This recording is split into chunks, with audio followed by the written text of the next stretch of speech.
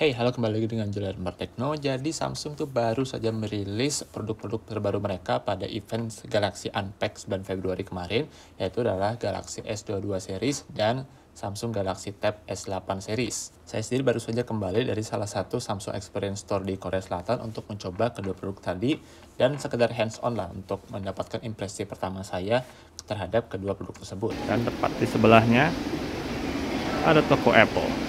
Saya akan mulai dulu dari Galaxy S22 series yang menurut saya meskipun ini jelas peningkatan dari Galaxy S21, tapi buat saya nggak terlalu signifikan lah bedanya dengan S21 kecuali yang seri Ultra. Jadi singkat aja ya, Galaxy S22 series adalah pada intinya Galaxy S21 series yang di-upgrade secara internal, jadi prosesornya di-upgrade, lalu kamera juga di-upgrade, bodinya sedikit lebih mengotak, dan yang paling murah pun sekarang sisi belakangnya dikasih kaca. Dan untuk S22 Ultra pada intinya adalah seperti Galaxy S22 series tadi, cuma kali ini dikasih S Pen, dan ada beberapa peningkatan lainnya di sisi fotografi. Nah, buat yang penasaran nih, Galaxy S22 series di Korea itu dapatnya Snapdragon atau Exynos ya.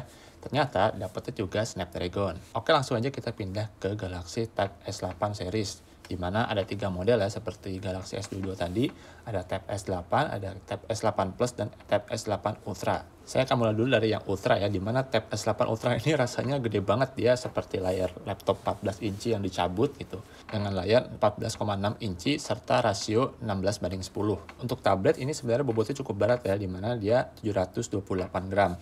Nih, sebagai konteks, iPad Pro terbaru dengan layar 12,6 inci aja beratnya 682 gram. Meskipun sebenarnya kalau tablet ini bukan paling berat karena masih ada Surface Pro 8 yang bobotnya itu 891 gram dengan rasio 3:2 dan layar 13 inci. Untuk prosesor dari Galaxy Tab S8 Ultra dan Tab S8 lainnya dapat Snapdragon 8 Gen 1. Jadi semuanya Snapdragon ya, nggak ada yang Exynos. Fitur andalan dari Galaxy Tab S8 Ultra itu minimal ada dua ya. Pertama adalah adanya kamera dual di sisi depan ya. Jadi ada sedikit notch, kalau Anda lihat di depan itu ada cekungan sedikit, meskipun ini notch-nya bisa dibilang kecil banget lah, dimana itu pada notch-nya ada kamera ultra wide dan kamera wide angle. Fitur kedua andalannya adalah response time dari S Pen yang rendah banget, sampai 2,8 milisecond aja. Saya melihat Galaxy Tab S8 Ultra ini cocok buat orang-orang yang sering banget video call tapi dia mobile ya, dimana dia pengen kualitas gambar yang sebagus mungkin dari sebuah tablet untuk video call. Karena selain kualitasnya juga bagus, posisinya juga sangat oke, dimana dia berada di tengah, nggak seperti iPad Pro yang ada di samping. Buat para ilustrator nih yang suka menggambar, response time S Pen yang sangat rendah tadi juga sangat membantu dalam menciptakan feel menggambar yang lebih alami lagi. Meskipun ya kalau saya pribadi, saya juga kemarin sempat mencoba pakai S Pen di Galaxy Tab S7, jadi yang seri sebelumnya, di mana response time-nya itu 9 milisecond dan itu juga sudah cepat sekali. Selain itu, Samsung juga banyak bekerja sama dengan developer aplikasi untuk ilustrasi ya, seperti Clip Studio Paint. Lalu buat yang kepikiran nih pengen menggantikan laptop dengan tablet aja, tablet Android ya tepatnya, Galaxy Tab S8 Ultra juga mungkin masih bisa jadi pertimbangan ya, karena layarnya itu besar sekali dan multitasking di Galaxy Tab S8 Ultra itu seperti Galaxy Tab S7 dan sebelum-sebelumnya itu bisa dibilang sangat oke. Satu pasar yang seperti sedang diincar oleh Samsung adalah mungkin video editor yang mobile ya. Karena pada event Unpacked kemarin, Samsung juga mengumumkan kalau mereka tuh sedang bekerja sama dengan perusahaan yang membuat LumaFusion ya, jadi salah satu software editing video paling oke di iOS untuk membuat versi Android dari app tersebut, dan kemungkinan besar akan debut pada Galaxy Tab S8 Ultra nanti. Oke, tadi itu yang S8 Ultra, sekarang kita akan pindah ke S8 reguler dan S8 Plus. Dimana kalau menurut saya secara price point-nya ini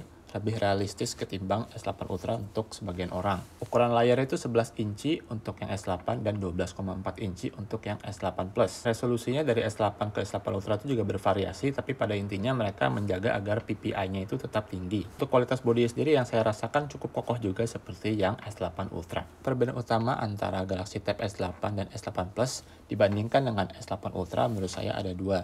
Selain layarnya ya, jadi yang pertama adalah response time itu dari untuk S Pen-nya ya, dia sedikit lebih lambat, dimana yang untuk Tab S8 dan S8 Plus itu 6,2 milisecond dibanding 2,8 milisecond. Tapi kembali yang S7 aja menurut saya sudah cepat, jadi menurut saya ini juga tidak bisa dibilang lambat. Sebagai perbandingan, response time dari iPad Pro aja masih 9 milisecond. Meskipun karena ini Android ya, saya sebenarnya masih sedikit skeptis terhadap implementasi kecepatan response time yang cepat tadi dari app ke app. Jadi bisa jadi kalau kita pakai app lain selain yang didukung resmi oleh Samsung seperti Clip Studio Paint tadi, mungkin akan sedikit lebih lambat, tapi ya kita nggak tahu ya sampai kita bisa review secara lebih lengkap. Perbedaan lainnya adalah di mana pada S8 dan S8 Plus itu hanya ada satu kamera depan ya di sisi depan, yaitu yang ultra wide saja, tidak ada yang wide. Kalau ini kekurangan khusus yang S8, dimana kalau S8 itu dia layarnya masih LCD, bukan AMOLED. Dan saya sendiri sebenarnya paling suka dibanding ketiga tadi itu adalah yang S8 karena ukurannya kecil, jadi cocok lah buat saya buat sekedar nonton YouTube secara kasual, lalu baca-baca paper mungkin ya. Atau mungkin merencanakan kita tuh mau kemana lagi traveling, daripada bawa laptop, mending saya bawa komputer yang kecil, ya bentuk tab S8 tadi, untuk bisa merencanakan nih saya mau kemana-kemananya.